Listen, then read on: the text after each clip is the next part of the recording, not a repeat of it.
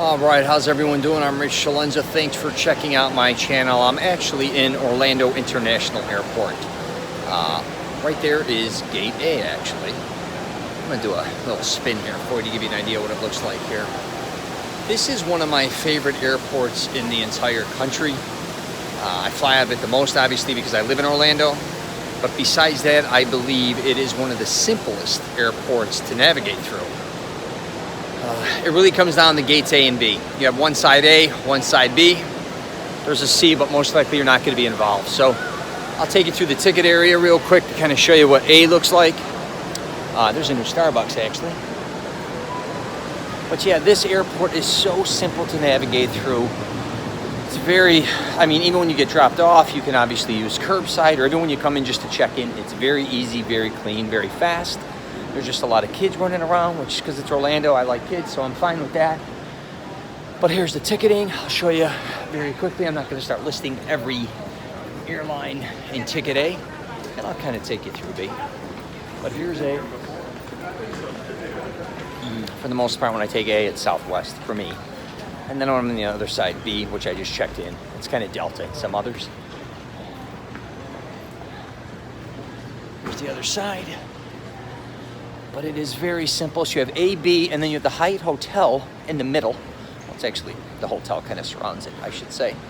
So in the middle, then you have, in between A and B, is the food court and some shopping. So regardless if you check in, or A or B, once you check in, it's right here. This is how quickly you're going to be going through your gates to go through security. It's very fast. And which I'll get into in a minute down there. That is where the shops and food courts are. In case you get here early, I'll take a stroll. I'll take a stroll down there for you as well.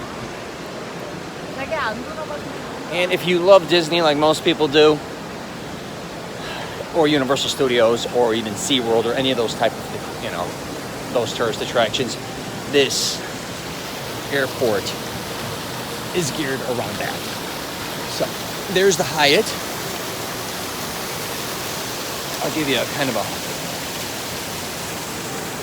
360. It's a very nice hotel. So now I'm at B, which is not that far from A, as you can see, hopefully right there. Well, there's a shadow.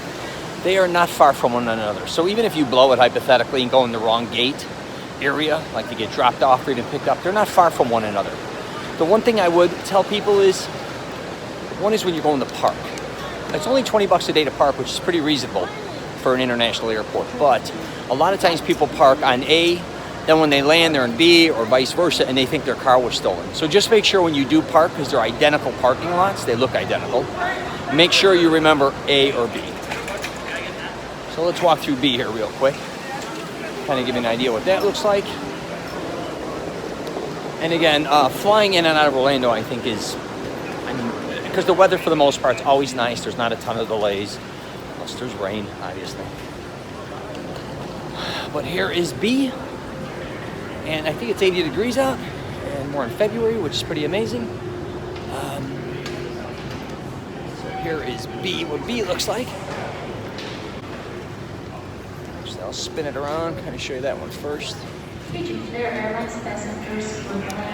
The car rentals. Excuse me. So the car rentals are on property, which is awesome. You don't have to take a shuttle. You just literally go down one floor when you pick up your luggage. So like I said, most of it does revolve around A and B, but you have international, which C right there. And I'm not, tons of people, obviously we have 65, 70 million people visiting a year from all over the world. But for most people, if you're from the States, I should have said. So here's the entrance to the shops in the mall, which again is right off of the gate when you exit to go into ticketing. There's Harry Potter. There's Disney.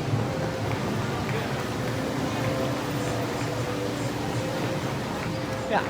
And then here are the shops. So regardless if you're on A or B, you just walk straight through here. They're going to have a bunch of different stores, but I'd say most people who come through here go to the food court. I'm not gonna lie, if you go through A and B, both sides are pretty similar. They both have a Starbucks now. The food selection is very limited, so you might want to come to the food court area. Just depends on what you want to spend as well. Both A and B have some decent restaurants, so does C. But nothing to like write home to Ma about or anything like that. So here's the food court.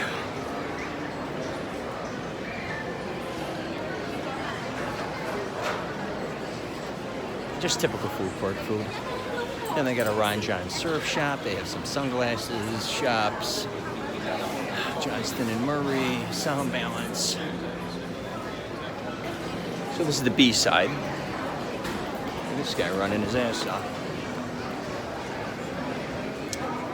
So now I am on the A side of the food court and mall. Like I said, they are all very close to one another. It would be almost impossible to literally get lost in this place because it's so simple to navigate through. And they have information booths everywhere. So, alright. So there is SeaWorld. And we are on the other side of the Disney store. So I'm going to go through security. What's sweet about this spot is, one is I'm TSA pre-check. If you travel a lot, you got to get TSA pre-check, but get it global.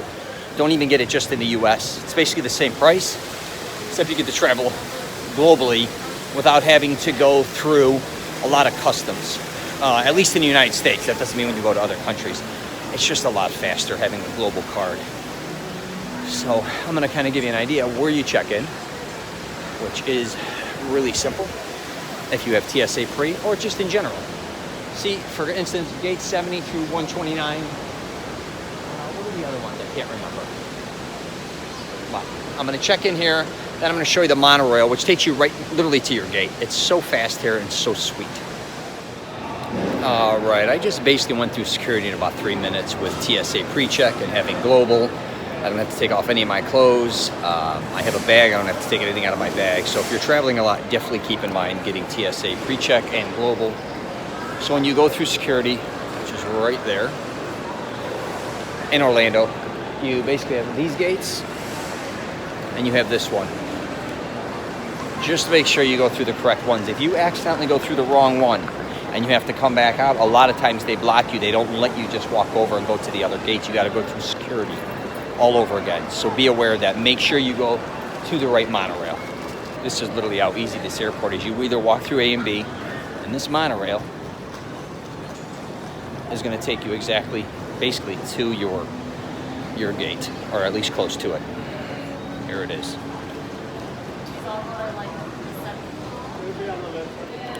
All right, so I basically just got off the monorail. Like I said, I'm in gate B. They actually have a new Starbucks over here. They redesigned it. They have a miniature food court on this side, and the other one is very similar, except they have smoothies on the other side. They don't have that here. But you have an Outback Steakhouse if you're hungry, Burger King, and they have a Bahama Breeze. Not sure if you're familiar, but that's kind of like, it's an island grill. There's one on I Drive. There's one in Altamont Springs in Florida. They do a lot of different types of drinks and just kind of comfort food, I guess you could say. Yeah, here's the Express Spa. The other side is similar. Yeah.